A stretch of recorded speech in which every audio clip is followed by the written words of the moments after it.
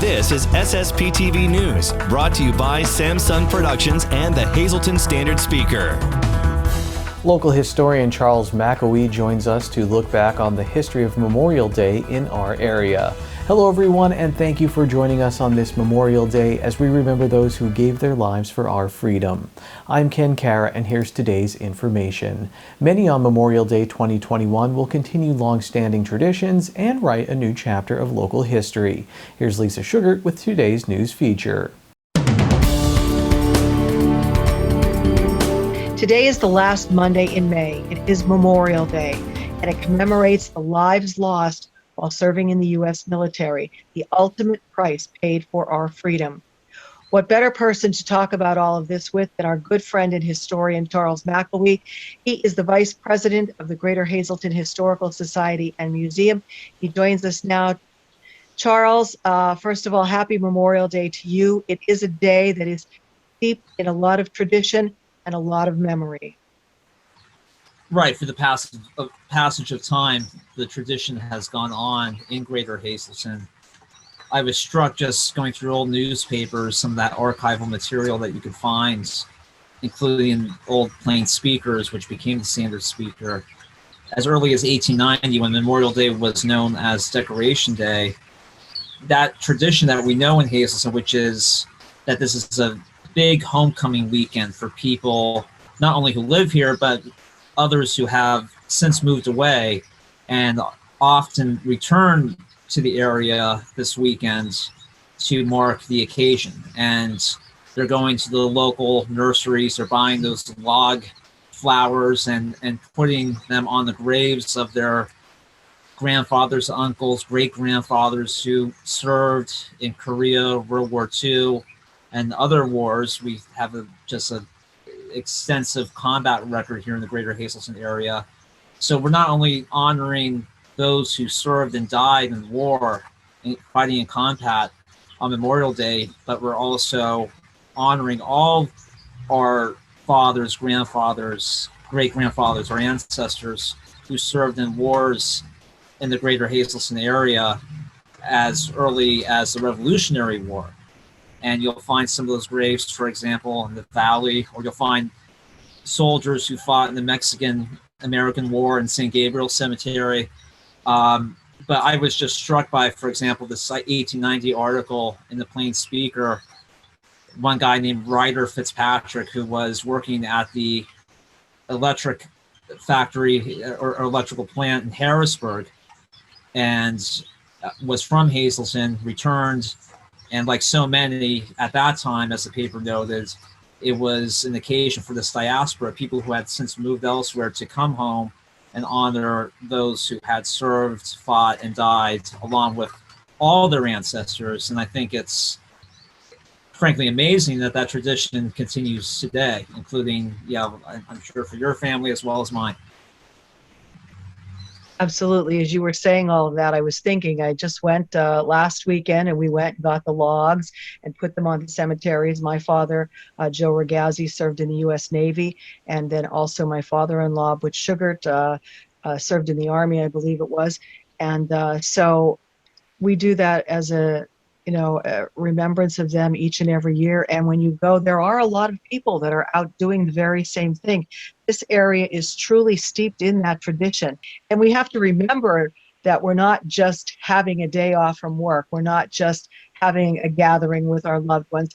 If it wasn't for these people that we lost, we wouldn't even be here to be able to do what we're doing today, right? It does seem to be a stronger tradition here, really northeastern Pennsylvania, not just Greater Hazleton, but a stronger tradition compared to elsewhere. And yes, I mean, we're honoring our grandfathers. I mean, my grandfather, also Charles McElwee Tess, he was commander, St. Gabriel's Catholic War Veterans, and every Memorial Day, marched through the cemetery. He and his four brothers served in World War II, fought in combat. My maternal grandfather, Robert Connors, also served in World War II, buried in Calvary. but you see those, the markers of the flags where they served and which war they served in. And it's an important tradition to continue, but it's also important to remember when we visit these cemeteries, the upkeep. It's really important that we ensure for posterity. I mean, these are sacred sites, that they're well maintained.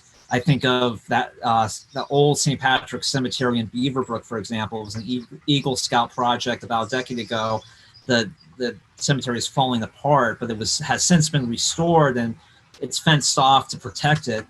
But I mean, we have just remarkable historical cemeteries here, and you drive through, and you're almost haunted by history there. All these familiar names that the graves are popping up, names from the 1840s, 1830s, who were born in Ireland and then died in Hazleton. It's really important to preserve these cemeteries because that's where we all ultimately end up. And I think it's Memorial Day is a reminder to honor not only those who served, who died, but all our ancestors who live in this, or who did live in this area. Today's news feature is brought to you by Frankie's Pizzeria and Restaurant in downtown Hazleton. For more information on their specials, hours, and where you can find their delicious tavern pizza, you can call 570-454-6000 or you can visit their Facebook page. Thank you, Lisa and Charles, for that story. Members of our SSPTV team were at the Memorial Day ceremony in Cunningham, where our Janine Lassant was the master of ceremonies. We will broadcast that ceremony this weekend on SSPTV, and as soon as I get times for that broadcast, I will pass them along to you. And of course, you can watch on our website and YouTube channel. 2 local athletes recently announced where they will continue their academic and athletic careers in college. Tamaqua area's Caitlin Smith will be part of the track and field team at NCAA Division III school Rensselaer Polytechnic Institute in New York. Smith plans to major in engineering. Smith finished 6th in the 100-meter dash recently at the District 11 AA Championships. Marion baseball player Julian Rickert is going to play baseball at King's College at the NCAA Division III level. He plans to major in business. According to Max Preps, Rickert hit .439 this season with 12 RBIs and 7 doubles. He had an on-base percentage of .574. There's 54 days until the Pennsylvania 11 to 12-year-old Little League All-Star Tournament at Whispering Willows Park in Cunningham. Today's countdown is brought to you by the Brass Buckle Mexican Restaurant. Hit a home run just across the street from Whispering Willows Park. Ken Pollock Ford, the most important option on your next vehicle is your dealership. Make that dealership Ken Pollock Ford, your #1 most trusted dealer. Boyer's Food Market, shop fast and save money. Over 6,000 items on sale every day. And Falvello Law, seriously injured in a car accident? Call us. Coming up, we hear from several members of the Hazleton Area High School baseball team in a preview of an upcoming Good Sports podcast and web series. And next, the group Explore Schuylkill has your passport to fun. Find out how you can get your ticket to visit some exciting places in Schuylkill County next. Run for the Glasses will be held on Saturday, June 5th, starting at 7:30 a.m. For more information on the event, you can visit communityservicesforsite.org or you can call 570-455-0423. The Schuylkill Chamber of Commerce is presenting their first ever farm-to-table dinner on Friday, June 11th from 6 until 8 p.m.